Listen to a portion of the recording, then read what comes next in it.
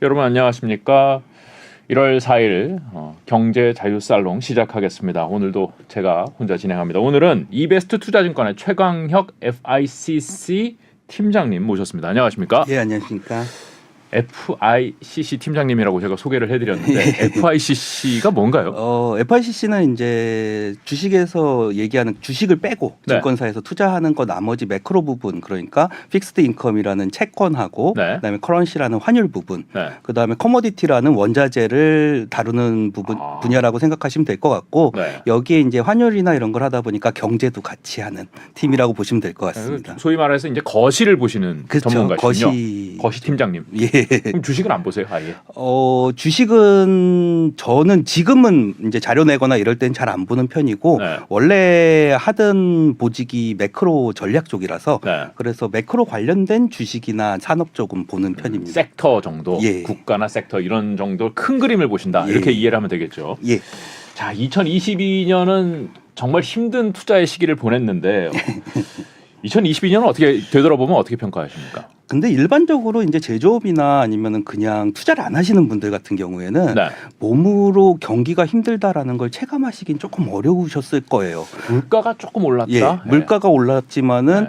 보통 얘기하는 게 이제 금리가 높기 때문에 사람들이 소비를 줄일 것이다. 이런 거는 사실은 나중에 체감이 되고 시차가 좀 있죠. 예, 거기다가 물가가 올랐기 때문에 뭐 실질 임금이 줄어들었다 이런 것도 있지만은 네. 그런 것들도 사실은 내가 평상시에 생활하는데 체감이 되는 부분들은 아니거든요, 사실은. 좀 그래서 늦죠. 네. 만약에 실물 경제 평생 이렇게 보시는 분들 중에 이제 투자를 안 하시는 분들 같은 경우에는 자영업 하시는 분들은 힘들었겠지만 네. 뭔가 그냥 뭐 조금 물가 오른 것 같은데라고 생각을 하시겠지만 사실 투자하시는 분들한테는 네. 진짜 엄청나게 힘들었던 그렇죠. 네. 한 해였다라고 보시면 될 사실 것 같고요. 최악이었던 것 같아요. 제가 경험해 본 것 중에는. 거의 요즘에 이제 2000년에 이제 서브프라임 터진 다음에 네. 투자를 시작하신 분들한테는 최악의 한 해였다라고 보시면 될 것 같습니다. 그렇죠. 그래서 특히나 요번 같은 경우에는 단순히 주식이 무너졌다라는 부분이 아니라 네. 투자가 좋다라고 그랬던 게 비트코인도 있었고 그렇죠. 거기다가 부동산도 있었고 그렇죠. 영끌이라는 얘기도 나온 거에다가 거기다 주식까지 같이 하면서 서브프라임 이전에는 보통 부동산 투자를 40, 50대 분들이 하셨는데 네. 지금 같은 경우에는 20, 30대가 많이 하셨거든요. 그렇죠. 그래서 분들이 많이. 젊은 투자자 분들이 굉장히 당황하실 수 있는 그런 한 해였다라고 보시면 될 것 같아요. 그러고 돌아보니까 다 내렸네요, 진짜로. 비트코인도 내리고 뭐 부동산도 내리고 주식도 내리고. 그렇죠. 이게 네. 특별한 경우긴 한데 네. 시장에 돈이 굉장히 많아졌다가 그 돈이 줄어드는 과정에서 떨어진 거기 때문에 모든 자산이 다 빠졌다라고 보셔야 될 것 같아요. 이제 가장 크게 체감되는 게 주식 시장인 것 같은데요. 투자자들도 제일 많기도 하고 3천 얘기를 했던 게 엊그제 같은데 뭐 지금 2,200이 막 깨지니 많이 뭐 이러고 있는 상황이니까요. 엄청 많이 내린 거죠. 예, 엄청 많이 내렸고 네. 코스피 기준으로 해가지고 1980년 이후에 코스피 지수를 보셨을 때 이 네. 정도 20% 이상 빠진 게 5차례밖에 없습니다. 그래요. 횟수로. 한 해. 예, 한 해에 20% 이상 빠진 게 횟수로 5해밖에 없습니다. 흔한 일은 아니네요. 거기다가 얼마나 빠졌어요, 코스피가? 코스피 지수 같은 경우에 보시면은 네. 자료가 있네요. 예, 여기 뭐가 많아가지고 정확하게는 지금 거의 맨 네, 밑에 쪽에 자세히 보셔야 될것 되는데. 같은데 네. 저 밑쪽에 보시면은 코스피 지수 빠진 게 저도 지금 숫자가 마이너스 24%. 예, 네요. 24.9% 빠졌다라고 생각하시면 될 것 그러니까 같고요. 왼쪽으로 그래프가 그려져 있는 게 빠진 거고 이제 오른쪽에 오른 건데 연한 그림은 연한 그림이 2019년에서 21년 그러니까 올랐었던 코로나 터지고 좋았을 때.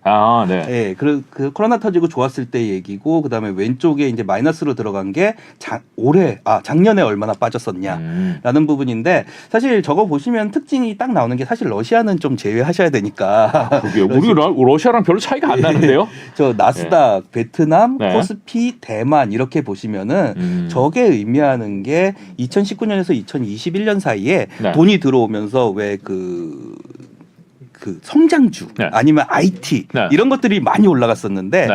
그런 것들이 시장이 돈이 줄어들면서 빠지기 시작하니까 이 IT 관련된 국가들 그다음에 그러네요. 성장주 관련된 나스닥 이런 것들이 많이 빠졌다라고 보시면 될 것 같아요. 그래서 저희도 아시는 이제 우리나라 종목 중에서 아시는 것 중에 뭐 삼성전자나 하이닉스 같은 경우에도 10만 전자 얘기 나왔다가 그랬었죠. 조정이 나오는 모습 나왔고 반도체 수출 계속 안 좋다는 얘기 나오잖아요. 그렇죠. 그래서 IT 문제 얘기 나오는 거고 거기다가 뭐 카카오나 네이버 같이 대표적인 성장주 애들이 예. 좀 많이 조정을 받는 반토막이죠, 반토막. 예, 그런 현상들이 나와가지고 뭐 요즘에 이제 많이 우리나라에서 하시는 분들 중에 테슬라 같은 것들 그 대표적인 성장주들 네. 그런 것들이 많이 빠졌다라고 보시면 될 것 같습니다. 글로벌로 봐도 성장주가 빠진 건 빠진 거군요. 그렇죠. 나스닥이 사실 다우는 그렇게 많이 안 빠졌거든요.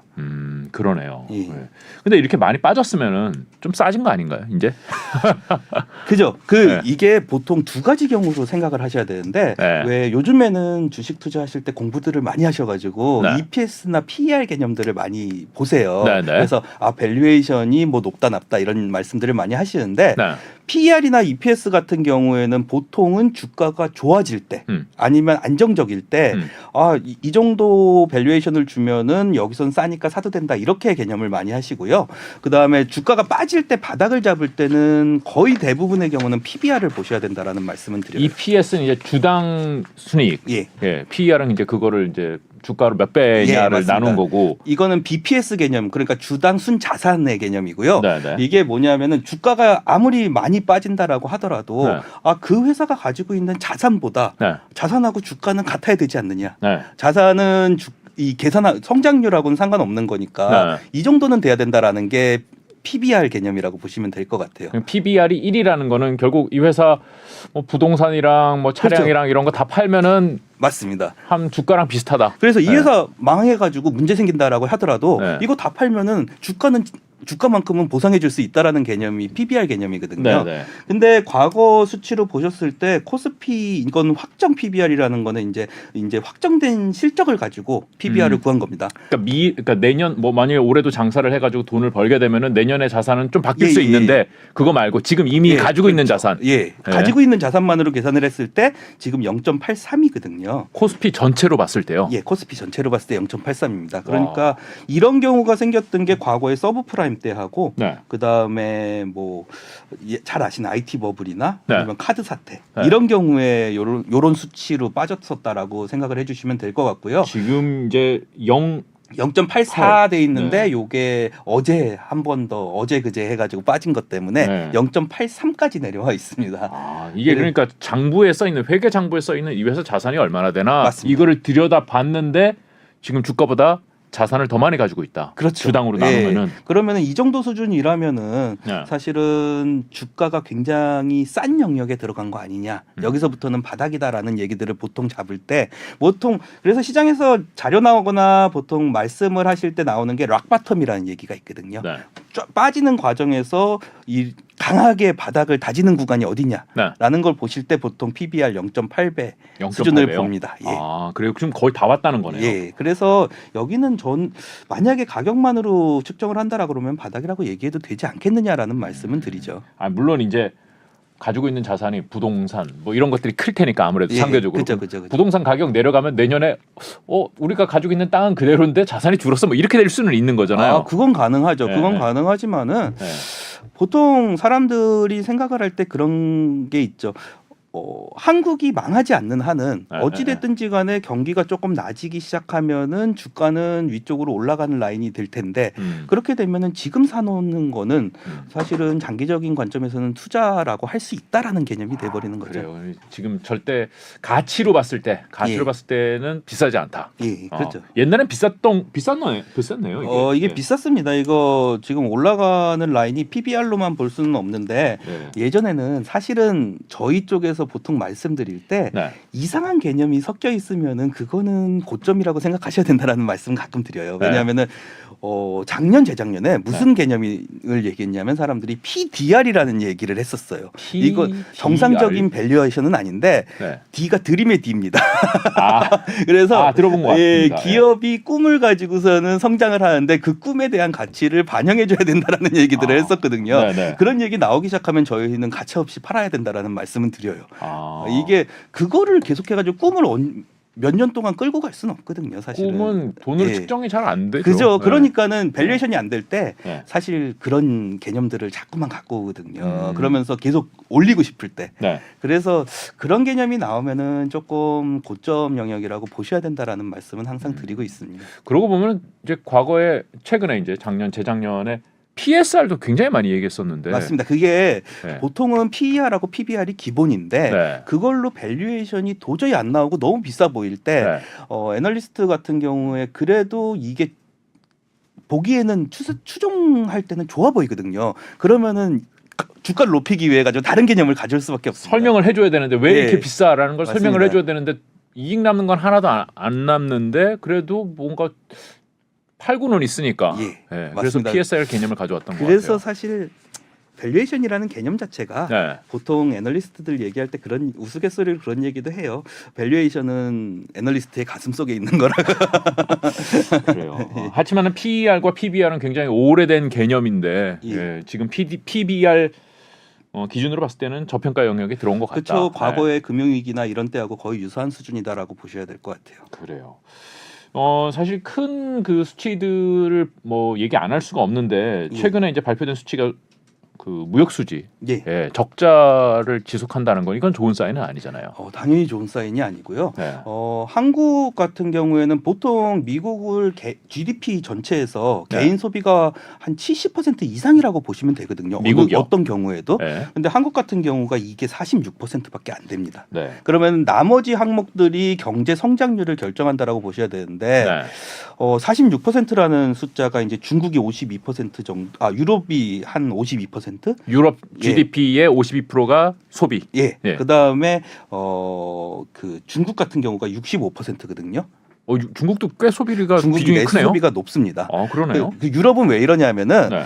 수출입을 이탈리아하고 만약에 독일이 수출입을 했으면 네. 얘네들이 이거를 내수 소비를 안 잡아요. 아. 그래가지고 계산할 때 내수 소비는 유로존 내부에서는 조금 더 클 수 있어요. 아. 그래가지고 그런 그림이 나오고요. 한국이 보통 저희 교과서에서 많이 얘기할 때 소규모 개방 경제라고 얘기를 하잖아요. 그렇죠. 결국에는 코스피에 올라가 있는 종목들도 대부분의 경우에는 내수 소비보다는 수출이 중요한 종목들이 많고 그렇죠. 그래서 투자 관점에서 접근을 할 때는 당연히 수출 증가율이 나와야지 그렇죠. 좋은 그림이 나올 수밖에 없습니다. 근데 지금 이게 안 좋다는 거잖아요. 그죠. 수출 증가율이 지금 같은 경우에는 계속해서 빠지는 모습이 나오고 있고 네. 거기에 더해가지고 사실 무역수지 적자라는 개념 자체가 네. 국가로 봤을 때는 우리가 외국에서 사온 게 더 많아라는 개념인데 그렇죠. 이게 기업의 입장에서 봐서도 네. 우리가 무엇을 만들어가지고 판매를 하는 것보다 네. 저쪽에서 원자재나 이런 걸 사온 게 더 비싸라는 개념이 그렇죠. 돼버리거든요. 그렇죠. 그래서 이게 기업 마진하고도 연결이 돼버립니다. 결국은 그렇겠죠. 예, 네. 그래서 무역 수지 적자하고 기업 마진하고 같이 연결이 되기 때문에 네. 사실은 지금 그림에서는 좀 좋다라고 말씀드리긴 당연히 어렵다라는 건데 네. 그나마 긍정적인 부분이 있다라고 하면은 이번에 발표된 것 중에서 그래도 수출 증가율이 생각보다는 조금 반등이 나왔어요. 마이너스긴 한데. 마이너스죠. 예, 마이너스긴 한데 반등이 조금 나왔었고요. 그러니까 하락률이 좀 축소됐다. 뭐 이런. 그렇게 보셔야 되죠. 네. 그리고 거기다가 무역 수지 같은 경우에도 보시는 것처럼 네. 바닥에서 이제는 조금 반등 나오는 그림은 나오고 있거든요. 추세로 보면은 그럴 수 있다. 네, 그렇죠. 이게 왜 그러냐면은 에너지 가격이 높아졌던 게 굉장히 큰 문제였었거든요. 그렇죠. 우리가 수입액이 이제 컸던 거는 에너지가 상당히 많죠. 예, 맞습니다. 네. 거기다가 이제 에너지라는 게 단연 석유만 있는 건 아니라 네. 원유에다가 LNG에다가 석탄에다가 이런 것까지 다 포함이 돼 있기 때문에 네. 요 가격이 많이 올라갔던 것들이 분명히 무역수지 적자에는 반영이 많이 됐고요. 네, 네. 지금 뭐 WTI 기준으로 보시면 한 80불 정도 되고 있는데 네. 내년 같은 경우에는 왜 2023년. 올해 같은 경우에 1, 2, 3월을 보시면 네. 작년 1, 2, 3월에 우크라이나 사태 터지면서 유가 엄청 올라갔었잖아요. 그쵸. 그러면은 보통 이런 개념들은 대부분은 YOY 그러니까 작년에 1월하고 올해 1월을 비교를 하거든요. 전년 동월 대비. 예, 그렇죠. 그렇게 되면은 올해 1월부터는 이게 더 내려가 있을 가능성이 높습니다. 그렇겠네요. 85, 95만 한다라고 하더라도 만약에 뭐 좀 올라가서 90불이 된다라고 생각을 하셔도 적어도 올해 5월까지는 계속해서 마이너스로 내려가는 그림이 나오기 때문에 작년에 워낙 비쌌었기 때문에 예. 전쟁 때문에 예. 이게 소위 말하는 기저 효과가 있을 수 있다. 기저 효과가 반영되는 거죠. 그래서 에너지 부분에서 무역 수지의 적자를 만들었던 거는 상당히 많이 해결이 될 거라서 네. 저는 오히려 무역 수지는 하반기 그러니까 상반기 지나가고 나면은 흑자 전환할 거예요라는 말씀은 드리거든요. 네. 근데 이제 문제는 무역 수지가 흑자 전환하는 게 네. 수출 증가율이 플러스 전환하는 거랑은 좀 다르다라는 개념이죠. 아, 그렇죠. 사오는 게 싸져서 우리가 예. 뭐 돈은 좀 남아요 하고 우리가 많이 팔고 있어요는 좀 다르죠. 그죠. 거기다가 물가가 내려갔잖아요. 아, 그러네요. 물가가 내려가면은 파는 것도 내려가요. 파는 가격도. 무슨 말이죠? 그러니까 싸게 팔아야 된다는 건가요? 아니죠. 우리가 이제 물가가 전반적으로 내려가면은 네. 완성품 가격도 내려갈 수밖에 없거든요. CPI가 내려가는 거니까. 네, 네. 그러면은 우리가 해외에 파는 완성차 한 대의 가격도 내려갈 수밖에 없습니다. 싸게 팔아야 된다. 예, 이게 금액으로 계산을 하는 거기 때문에 네. 수출 증가율이라는 한 대를 개념이 똑같이 팔더라도 예, 싸질 수밖에 없거든요. 네. 그래서 우리나라가 근데 수출 금액으로 그냥 양으로 액수로 보시면은 네. 2021년 말부터 작년 12월까지 평상시보다 굉장히 높게 팔았어요. 많이 팔았다. 금액이 높고 양도 꽤 높았었고 네. 그러면은 에너지 기저효과 계산하는 것처럼 우리나라의 수출도 기저효과가 반영이 되거든요. 아, 그럼 사오는 것도 기저 효과가 있고 파는 것도 기저 효과가 있다. 근데 그쵸. 작년 1, 2월이 너무 기저효과가 높았었기 때문에 네. 이게 플러스로 전환하려면 생각보다 시간이 오래 걸리는 거죠. 아, 지금 그러면은 올 2023년도 상반기를 생각해 보면은 야, 유가 내려가고 작년에 워낙 비쌌던 거 생각하면은 수입액 괜찮어. 근데 예, 그렇죠. 수출액은 안 괜찮으네요. 수출액이 별로니까 네. 이게 계산을 해보면은 아마 그런 그림이 나올 겁니다. 5월, 6월 정도 가보면은 네. 수출 증가율은 수출 증가율은 계속해서 마이너스고 별로 안 좋은 것 같은데 네. 무역 수지는 흑자 흑자. 그런 그림이 나올 수 있습니다. 아, 그래요? 그럼 그거 좋은 건가요? 전체적으로 봤을 때? 전체적으로 봤을 때 근데 이게 액수가 수출 증가율이 마이너스가 나온다는 게 줄어든다라는 거는 아니거든요. 그러니까 아예 뭐 수출을 못한다 이런 개념이 아니라 네. 작년이 워낙에 좋았었는데 네. 평상시 수준으로 돌아간다라는 개념이기 때문에 네. 나쁘다라고 얘기할 만한 부분은 아닌 것 같아요. 거기다 무역 수지가 흑자로 가면은 일단은 첫 번째로는 환율에 대한 원화 약세에 대한 부분이 조금 걱정이 줄어들거든요. 우리나라도 들어오는 돈이 많아지는 거니까. 그렇네요. 예, 그래서 환율에 대한 걱정이 좀 줄어들고 그렇게 되면은 결론적으로 우리나라 기업들이 뭐 해외 부채를 갖고 있는 거라든가 네. 이런 거에 대한 우려들도 좀 줄어들거든요. 그래서 무역 수지라도 흑자가 나는 게 확실히 적자인 것보다는 훨씬 나은 거다. 네. 불안 요인은 좀 사라질 수 있다. 근데 예. 이런 거잖아요. 기업으로 생각하면은 야, 우리 돈 벌고 있어. 돈을 이렇게 흑자가 많이 나는데 근데 매출이 조금씩 주는 느낌인데 뭐 이런 좋은 사인 아닌데 그래도 남으니까 마진 남으니까 예. 뭐 괜찮다 뭐 이런 정도로 이해하면 될까요? 그저 매출액으로 봤을 때는 이게 수출 증가율 문제이기 때문에 증가율은 줄어들 수가 있습니다. 아, 그렇죠. 매출이 네. 늘기는 느는데 조금 네. 조금 는다. 근데 이게 사람들이 계산을 할 때 기업의 주가는 네. 보통 전분기 대비해서 얼마나 늘었냐로 계산을 하잖아요. 네. 그건 또 오히려 늘어날 수가 있거든요. 아, 조금씩. 예, 이게 사실 말장난 같이 막 이렇게 계산이 돼가지고 경제도 네. 헷갈리실 수가 있는데 네. 어디다 비교하느냐가 중요하군요. 예, 그렇죠. 시점을 어디로 잡고 거기서 어떻게 비교를 하느냐가 중요한 개념인데 사실은 작년 동기 대비는 대부분의 경제 지표에서 쓰는 개념이고 기업에 투자를 하실 때는 전 분기 대비해 가지고 얼마나 좋아졌느냐의 개념이기 때문에 조금 낮아지는 그림은 나올 수 있다. 그래요. 그럼 뭐 주식 시장은 나쁘지는 않을 것 같다라는 말씀으로 들리긴 하는데요. 작년에 분명히 그 연말에 산타랠리 뭐 얘기를 많이 했습니다만 산타랠리가 아니라 뭐 일부 언론에서 뭐 사탄 랠리라고 그러기도 하고 굉장히 안 좋았었고 지금 올해 1월에도 시장에는 우려감이 조금 더 큰 것 같기는 한데요. 어떻게 보십니까? 올 상반기에? 상반기는 저는 오히려 그래도 매수할 타이밍이 아닌가라는 생각은 조금 가지고 있고요. 네. 지금부터는 1월 들어가면서 이제 초반에 워낙에 조정이 많이 나왔었잖아요. 네. 근데 아무래도 이게 배당락 관련된 부분이 그런 것도 물량이 있겠네요. 이제 나왔던 부분이 좀 있다라는 얘기들이 계속해서 나왔어가지고 그 부분 때문에 조금은 괜찮은 타이밍 아니겠냐라는 말씀은 드리고 있는 거고, 그다음에 유럽이 이제 조금 글로벌리 경제에는 문제가 있었는데. 네. 유럽이 요즘에 보니까는 뭐 파리나 이런 데 날씨가 네. 거의 한 14도, 15도 이렇다고 그러더라고요. 아 그래요? 네. 거의 봄 날씨 같다라고 그래서 우리나라는 추운데. 예, 네. 그래서 이렇게 되면은 천연가스 사용이 줄어들거든요. 그래서 유럽의 PPI나 이런 게 많이 회복이 될 수가 있어가지고 네. 그러니까 내려갈 수가 있어가지고 네. 그런 부분들 때문에 글로벌 경제에 대한 우려 요인이 좀 많이 완화됐다라고 보셔야 될 것 같아요. 예. 가스 같은 걸로 인한 그렇죠, 물가. 그렇죠. 유럽이 계속해서 가스 가격이 높은 상태로 유지를 하면은 네. 솔직히 저희 경제에서 보는 입장에서는 올해도 만약에 그런 게 유지됐었으면은 얘네들 못 버틴다라는 게 생각이었거든요. 아 그래요. 예, 근데 이제는 조금 이렇게 내려가면은 그래도 어느 정도는 경기가 좋진 않겠지만 네.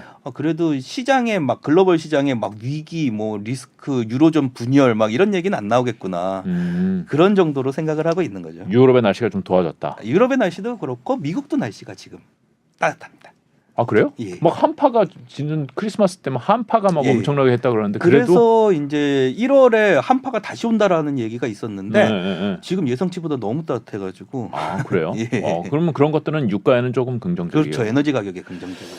그래요. 지금 금리 얘기를 좀 해보겠습니다. 이제 FOMC가 2월 1일에 이제 발표를 예. 하게 되는데 이게 초미의 관심이잖아요. 예. 지금 작년 한 해에 시장 투자 시장을 흔들었던 거는 결국은 금리다. 뭐 이렇게 얘기를 다들 하는 것 그렇죠. 같은데요. 예. 예. 이거 어떻게 보십니까? 지금 금리 같은 경우에는 보통 이제 제가 올라갈지 모르겠는데 네. 네이버 같은 데서도 검색하셔도 되고 CME 패드워치를 제일 많이 봅니다 사람들이. 그래서 CME 패드워치를 검색을 해보시면은 네. 거기에 이제 확률상으로 어떤 식으로 시장이 지금 예상을 하고 있느냐라는 건데 시장 참가자들이 이제 2월 FOMC 발표에서 몇 %가 나올 예, 것인가를 그렇습니다. 이제 예측하는데 베팅을 하는 거죠. 그죠, 베팅을 하는 건데 네. 지금 4.5%니까 이제 한번 보여주시죠. 예, 예. 지금 4.5%니까 베팅하고 있는 게 2월 1일에는 그러니까 25bp, 0.25%더 올린다라고 생각을 하고 있는 거고 지금 현재 수준이 425와 450 예, 맞습니다. 여기가 이제 현재 수준인데 2월 1일 미팅을 하면은 425와 450 현재 수준은 0.0%. 이거는 당연히 동결은 안 한다라는 안 올릴 예. 가능성은 0%다. 예, 예. 올리긴 올린다. 올리는데 68.3%가 지금 25bp만 올린다라고 얘기를 하는 거죠. 31.7%는 50bp를 올리겠다. 맞습니다. 아유 보는 거 좀 어렵네요. 예. 그다음에 이제 3월에는 한 번 더 25bp 올릴 거다. 네. 59.8%가 이런 얘기를 하는 거고요. 지금 저 밑에 보시는 것처럼 11월에 이상하게 25bp가 내려가잖아요. 그러네요. 이게 이제 시장에서 요즘에 얘기 나오는 경기 침체를 반영해 가지고 연준에서 기준금리 인하를 시작할 거다라고 예상하는 사람이 30%라는 겁니다. 지금 그 각 시기별로 파란색으로 이제 예. 칠해 놓은 부분이 가장 많은 사람들이 기대를 하는 것인데 예. 예상을 하는 것인데 예. 그러게 하반기로 가면은 오히려 올라갔다가 내려간다. 예. 근데 9월에서 11월 사이 그때 내려갈 것이다. 그렇죠. 그렇게 네. 예상을 하고 있는 거고 저희 쪽 뷰로 말씀을 드리면은 저는 2월에 25bp는 맞는데 네. 그럼 4.75%인데 네. 거기서 멈출 가능성도 높다라고 말씀을 드려요. 최강욱 팀장님은 그렇게 보시는군요. 예. 이게 왜냐하면은 연준에서 파월 의장도 그렇고 대부분이 얘기했던 게 네. 고금리를 상당 기간 유지할 수 있다라고 얘기를 한 거지 네. 기준금리 인상을 상당 기간 유지한다라고 얘기를 한 게 아니거든요.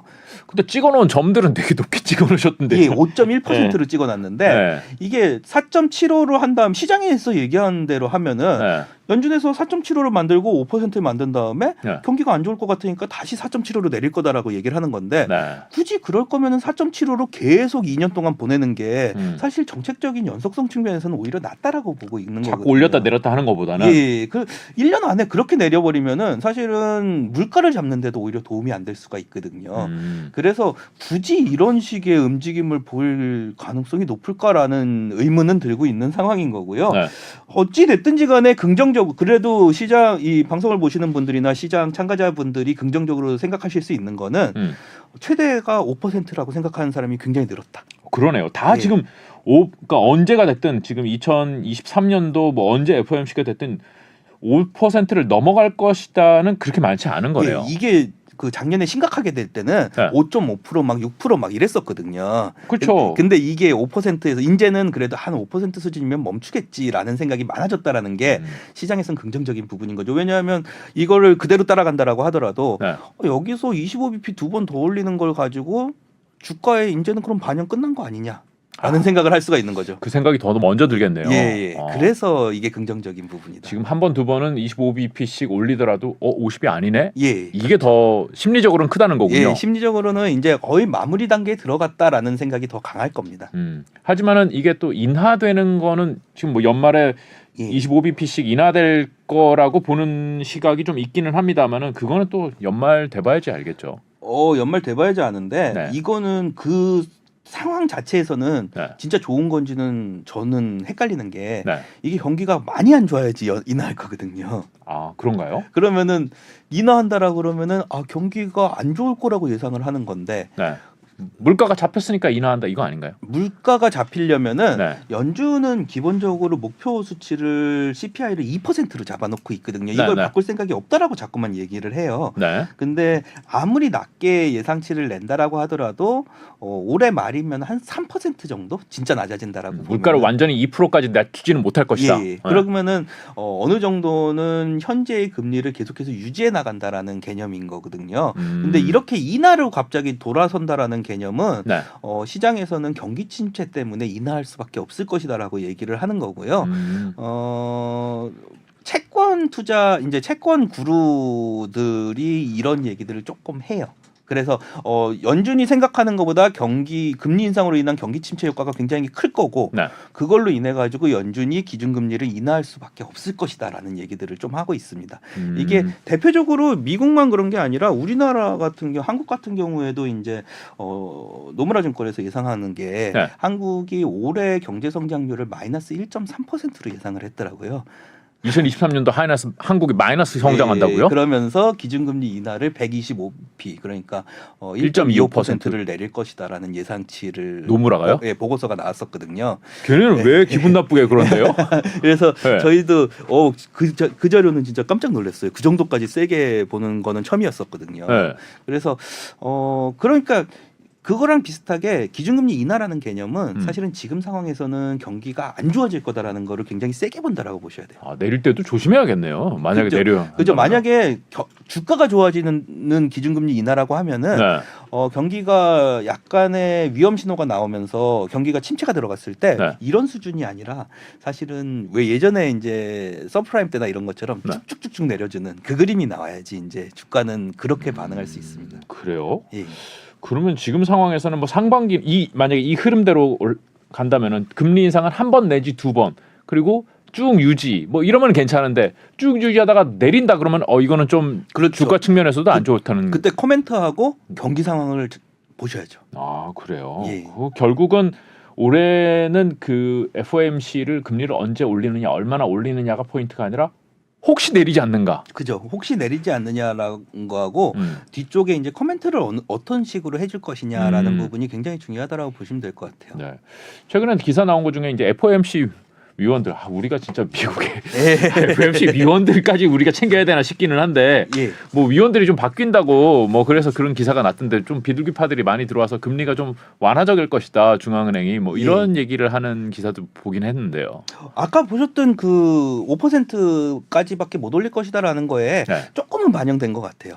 이거 바뀌는 게 조금은 반영된 것 같은데 사실 연준 의원이 아무리 비둘기파라고 해도 네. 일반적으로는 그 상황을 보면서 결정을 내리잖아요. 그렇죠. 네. 근데 지금 아직 그래도 CPI가 7.1% 정도 상승이라고 하면은 네. 아직은 뭐 인하하자 이런 얘기가 나오긴 너무 어렵거든요. 안 그래도 그래서 높죠. 네. 예, 그래서 사실 저는 연준이 재작년 초반에 네. 뭐 물가 그렇게 빨리 안 올 것이다 얘기했던 부분도 있고 네, 그렇죠. 뭐 경기 나쁘지 않다라는 얘기했던 부분도 있고 그래서 연준의 예측치가 그렇게 항상 맞지는 않습니다. 그래서 사실 헛발질을 최근에 진짜로 이렇게 틀려도 중앙은행장 할 수 있나 싶은 느낌이 좀 있었죠. 예, 그래서 오히려 연준의 역할이라는 거는 정책적인 그 뉘앙스나 아니면은 기준금리 인상이 굉장히 잘 먹혀 들어가는 부분은 있거든요. 파워가 세기 때문에 네. 그래서 그런 것들을 조금 일관되게 유지해 주는 게 중요하다라고 파월은 생각하고 있는 것 같고 파월 의장은 네.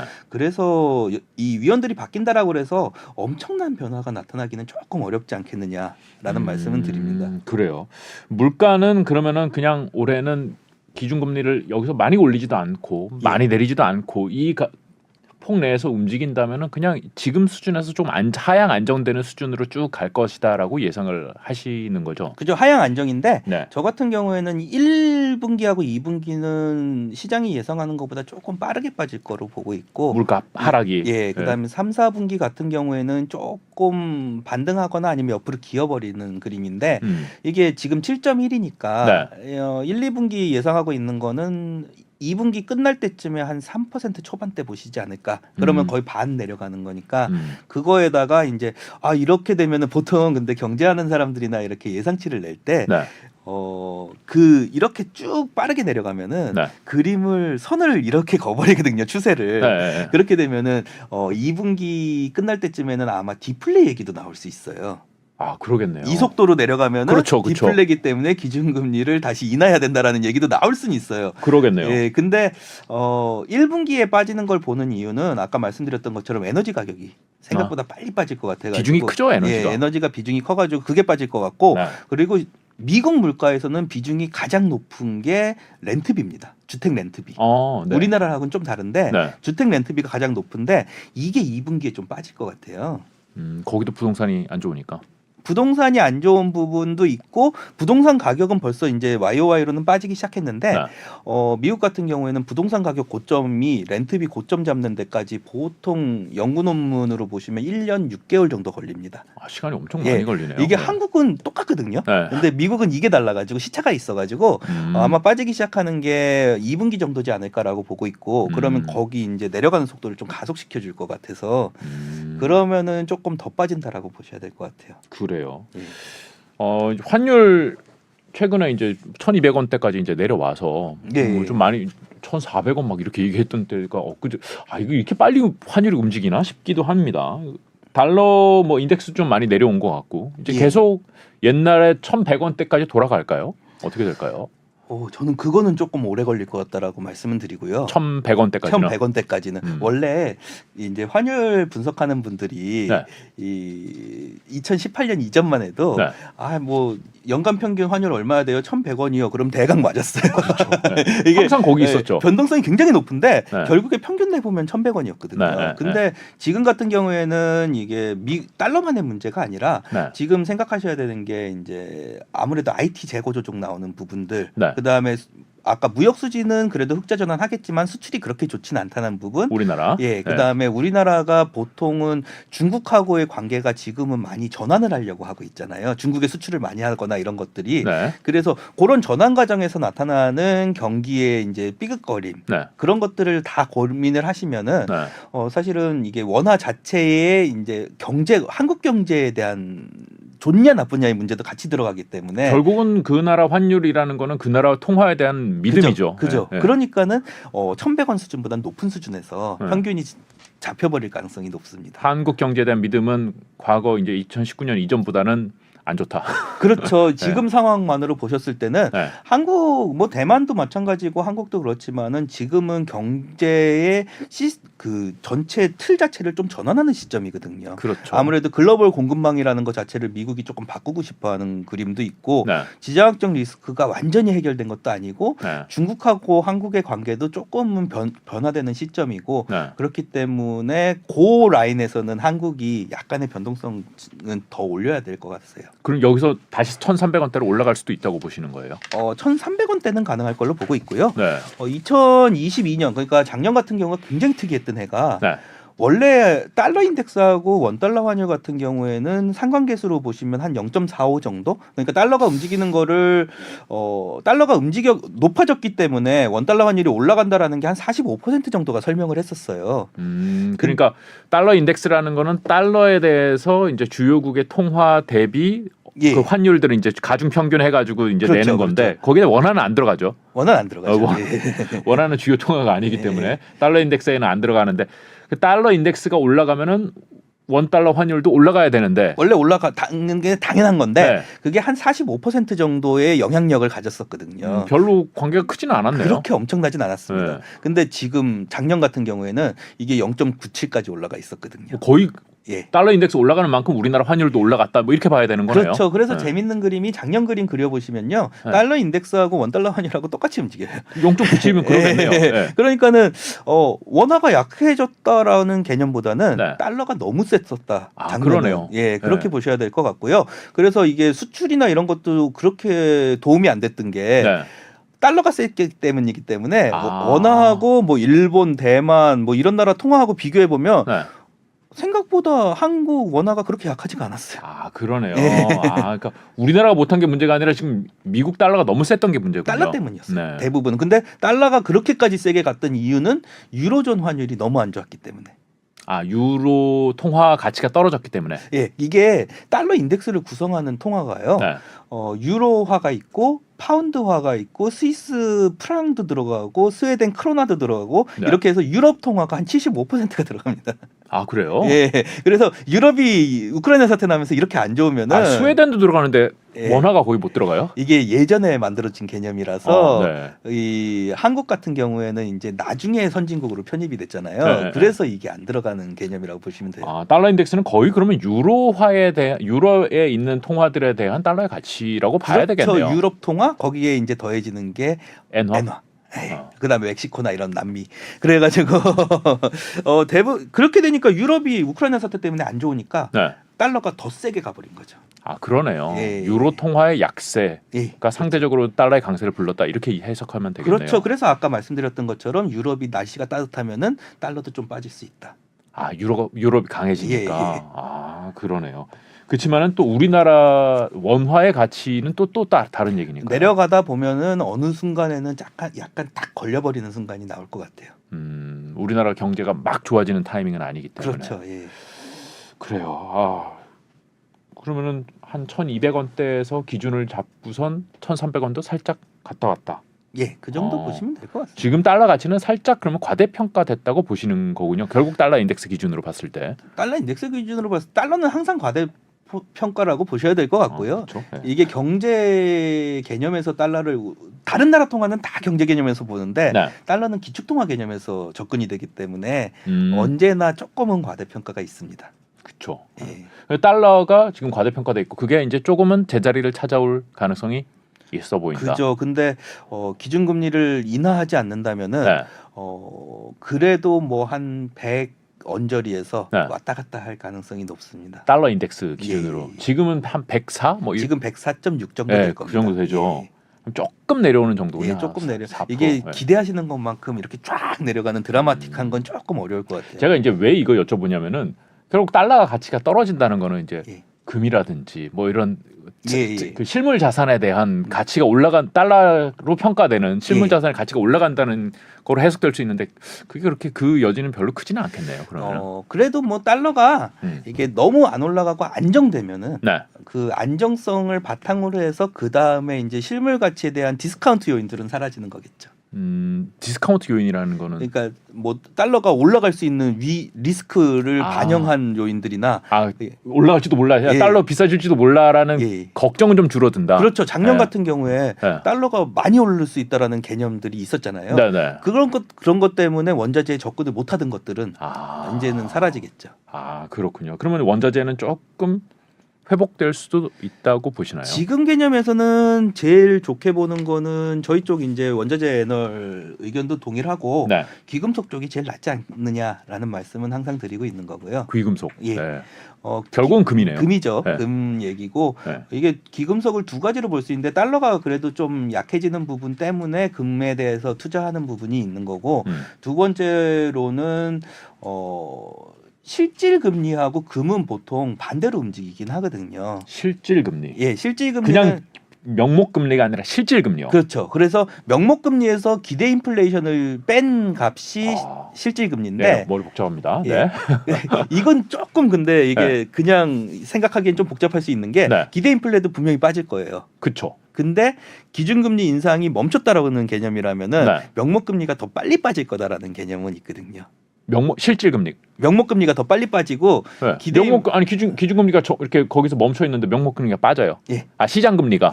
시장금리가 빠지는 속도가 더 빠를 것 같으니까 그러면 네. 실질금리는 어느 정도 조금 밑으로 내려가 버릴 가능성이 있다라고 얘기를 하는 거고요. 네.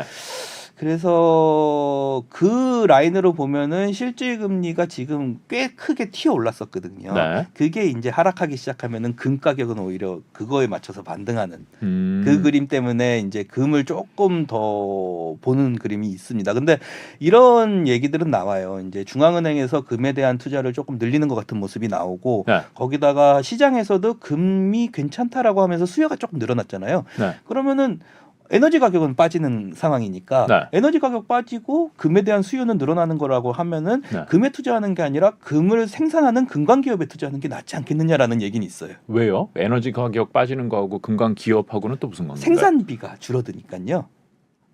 금 캐는데도 예. 에너지가 드는군요. 그죠. 그래서 그 탄광을 움직이는 그 가격은 줄어드는 상황이니까 네. 그거 생각해도 마진율 생각해도 나쁘지 않을 것 같고 그다음에 금에 대한 수요가 늘어나는 거니까 네. 금 가격이 움직이는 거에 반응하느니 얘네들은 어쨌든 매출액은 늘어날 거 아니냐. 금 캐는 기업. 예. 금 캐는 기업이 우리나라는 상장돼 있는 게 한국은 없고 없죠. 미국에 미국 좀 같은 있겠죠. 경우에는 금강 기업 ETF가 있어요. 그래요? 예, 그래서 그런 것 쪽으로 그거는 좀 편하니까 투자하시기가 그런 거를 이제 조금 추천하는 경우도 많습니다. 그래요. 네. 아니 최근에 이제 뭐 워낙 이제 시대가 흉흉하다 보니까 그리고 러시아 같은 경우는 뭐 대회에서 이렇게 제재를 세게 하니까 예.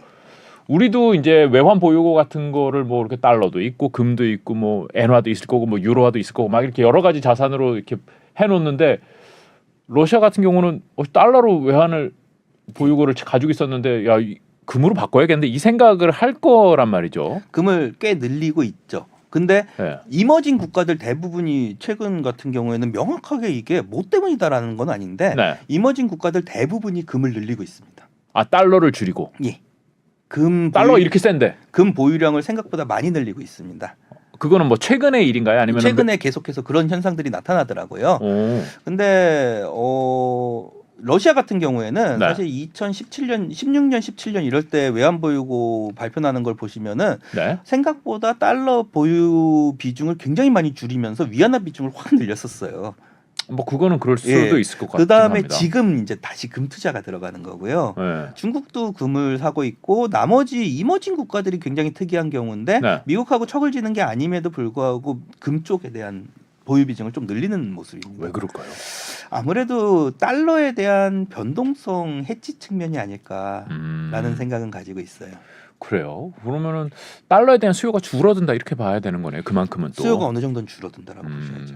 금은 중앙은행들이 뭐 돈이 얼마나 많겠습니까? 중앙은행들이 늘리면은 이게 달러 수요가 줄어드는 것도 줄어드는 거지만 그래서 시장에서는 달러가 그래도 지금 상황이면 어느 정도는 빠진다라고 계산을 하고 있는 거고 네. 그렇게 되기 때문에 시장에서 이제 이 비상업적 포지션이라고 그래서 투기적 포지션, 선물 포지션이 있거든요. 네. 그게 이제 고점에서 줄어들기 시작했습니다. 비상업적 예. 포지션이라면 무슨 뜻인가요? 그러니까 달러에 대해서 뭐 이제 거래 목적으로 사고 파는 게 아니라 네. 달러를 선물로 이제 투자하는. 투자 목적으로 산 건데 그러니까 우리가 수출할 때 수입할 때 달러가 필요해서 그거 환전해 가지고 시장에서 예. 원화로 달러를 바꾸고 이런 수요는 상업적 포지션이고 예, 그렇죠.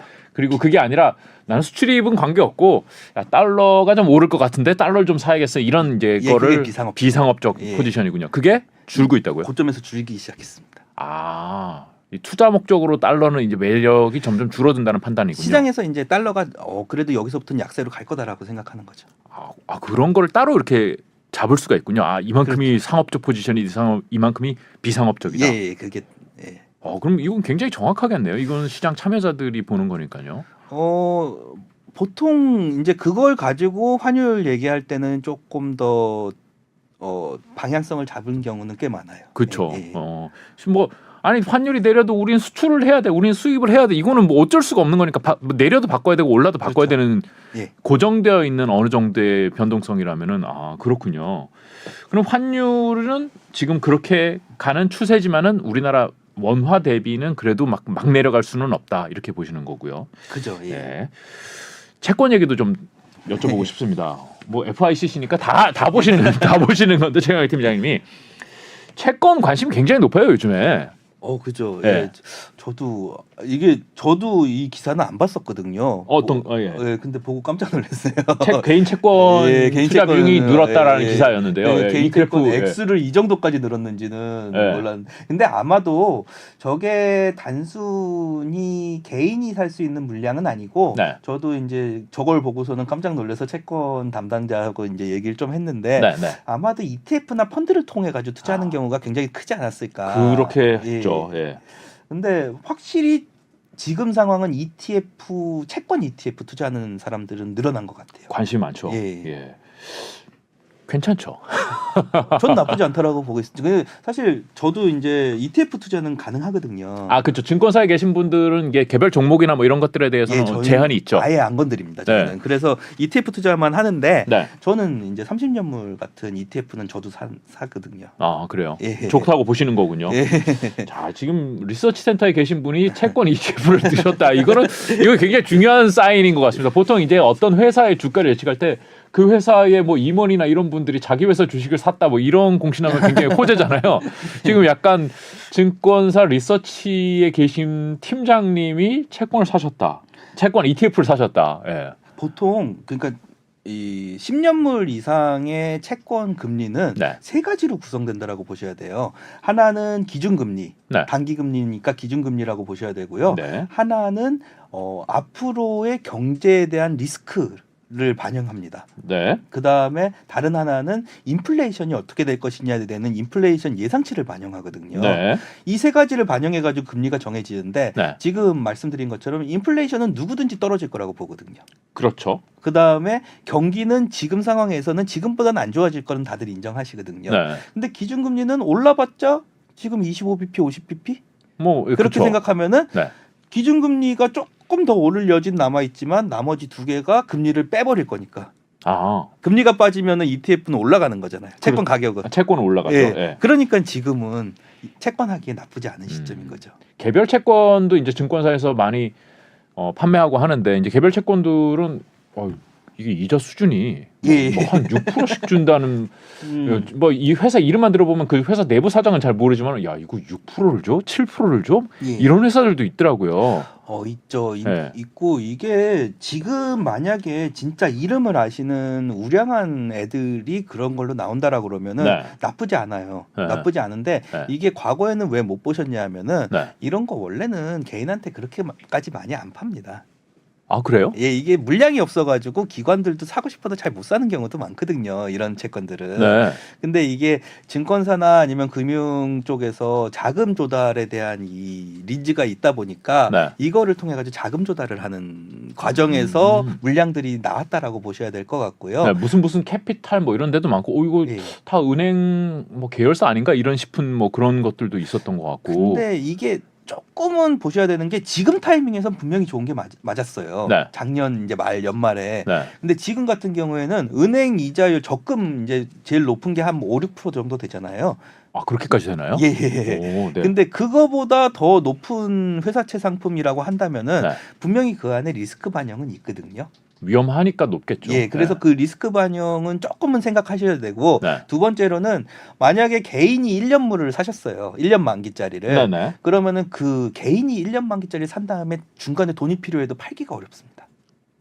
증권사에 팔면 안 되나요? 그게 그렇게 맘대로 한 방에 팔아지지가 않아요. 그래요? 예. 중간에 팔아주세요. 그러면 증권사에서 해결 안 해주는. 그게 잘 안 됩니다. 생각보다 쉽지 않습니다. 그래요? 예, 그래서 보통은 할인 판매된 거 그러니까 뭐 10,000원짜리면은 9,000원, 8,000원 이거 기회다 그렇게 사가지고 할인 판매된 걸 샀는데 보통 채권이 이제 발행될 때 10,000원에 금리 몇 프로 이런 조건으로 판매가 되는데 10,000원에 뭐 1% 이렇게 했는데 지금 금리가 2% 3% 되니까 더 올라가니까 그럼 이거는 9,000원에 팔게 뭐 8,000원에 팔게 이렇게 판매가 되는 거죠. 판매하면은 1년 있다가 그거를 10,000원에 다시 되팔 수는 있어요. 그러니까 이게 손실이 나는 건 아닌데 만기가 되면은 망하지만 않으면 되거든요. 근데 문제는 중간에 팔기가 생각보다 쉽지 않습니다. 그래서 제가 이제 말씀드리는 거는 대부분의 그런 것들이 지금 내가 회사채 중에서 어느 정도 수준이 되는 우량 회사채 뭐 한 AA 등급 정도 네, 뭐 네. 이렇게 사고 싶다라고 그러면은 네. 차라리 ETF AA 회사채를 사시는 게 낫다라는 말씀을 드리는 거죠. 그거는 팔고 싶으면 바로 팔아버리시면 되니까. 그러니까 개별 회사에 하는 거는 그 예. 환금성의 문제가 또 그렇죠. 있겠군요. 개별 회사 채권은 환금성의 문제가 있고 사실 투자자 보호가 되는 건 아니거든요. 이건. 그렇죠. 예. 네. 그래서 오히려 투자자 보호가 되는 저축은행 적금 상품 이자가 높은 것도 그래서 보통은 회사채 개별로 들어가시는 분들은 네. 자산 많으신 분들은 들어가는 경우가 있어요. 막 자산 투자 규모 뭐 100억, 1000억 막 이러시는 분들이야. 네. 당연히 그런 분들이 저희 채널을 볼 것 같지는 않은데 작은 퍼센트라도 먹으면 네. 그거는 도움이 되는데 네. 막 1000만 원, 2000만 원 가지고 그거 들어가셔가지고 이게 전형적인 중위험 중수익이거든요. 그래서 약간 애매한 부분은 있습니다. 그래서 저는 개인적으로 만약에 채권에 투자하고 싶으시다라는 네. 분들 계시면은 ETF 쪽으로 채권 투자를 하시든지 아니면 지금 같이 주가가 이 정도까지 빠졌으면은 S&P 같은 쪽이나 코스피 쪽에 고배당 배당. 네, 고배당 ETF가 네. 비슷한 개념이에요. 이거랑 뭐 월이나 분기별로 이자도 받을 수 있고 네. 그런 다음에 지금 이 정도 수준이면 오르지 않겠어? 라는 얘기하는 거랑 조금 비슷한 개념이라서 저는 굳이 너무 힘들게 이걸 구하실 필요는 없을 것 같다. 국채도 그런가요? 국채가 네. 언제부턴지 한 2년 전인가 네. 제가 직접 매매를 하진 않아가지고 네. 개인들도 살 수 있게 조금 이 자금 그거를 쪼개주긴 했. 증권사에서 국채 팔더라고요. 예, 네. 쪼개줬었거든요. 네, 원래는 네. 이게 1억 이상인가 그랬었어요. 그래요? 예, 그래서 쪼개줘가지고 팔 수 있는데. 네. 근데 국채는 솔직히 말씀드려가지고 이자 차이가 그렇게 높지 않아가지고 ETF로 사셔도 무난하거든요. 채권 직접 투자는 그렇게 권하시는 편은 아니시군요. 예, 이게 귀찮아서 이 투자를 진짜 업으로 하시고 막 하시는 분들이 아닌 경우에는 굉장히 번거로운 일이 생길 수가 있어가지고. 그렇군요. 예. 뭐 ETF를 통해서 한다면은 이제 우리나라 이제 증시에 상장되어 있는 ETF 중에도 뭐 단기물도 있고 다 있습니다. 10년도 있고 30년도 있고 뭐 미국 것도 있고. 그렇죠. 하이힐드 같은 게 이제 난 좀 위험한 거 해보고 싶어. 그럼 네. 하이힐드 그런 거 사시면 되고요. 네. 그다음에 우량채 사고 싶어 그러면 뭐 AAA나 뭐 투자 등급 회사채 이런 ETF가 있거든요. 네. 그래서 그런 거 사시면 됩니다. 한국과 미국 어디가 더 좋다고 보십니까? 지금 상황이면 미국 이제 채권 투자하는 ETF도 있으니까.